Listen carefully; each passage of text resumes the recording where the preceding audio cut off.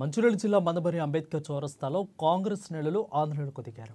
కేంద్ర ప్రభుత్వం ప్రవేశపెట్టిన బడ్జెట్లో తెలంగాణ రాష్ట్రానికి నిధులు కేటాయించకుండా బడ్జెట్లో అన్యాయం చేస్తుందని ఆరోపిస్తూ కాంగ్రెస్ అధిష్టానం నిరసనకు పిలుపు మేరకు ఆందోళన చేపట్టారు.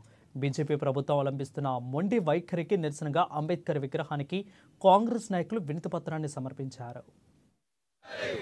ఆయన చేసినటువంటి పద్ధతులు నిజంగా ఇందాక పట్టణాధ్యక్షులు చెప్పినట్టు పక్క రాష్ట్రానికేమో మరి బడ్జెట్ ఇచ్చి మరి ఇక్కడ ఉన్నటువంటి వాటికి నిధులు ఇవ్వకుండా మనకు అన్యాయం తెలంగాణకు అన్యాయం చేసినటువంటి ప్రధానమంత్రికి తెలంగాణ రాష్ట్రంలో నీ ఎంపీలను ఎందుకు నిలబెడుతున్నావు? నువ్వు తెలంగాణకు న్యాయం చేయనప్పుడు, తెలంగాణ రాష్ట్రానికి బడ్జెట్లో నీకు న్యాయం చేయనప్పుడు నువ్వు ఎమ్మెల్యేలను ఎందుకు నిలబెడుతున్నావు?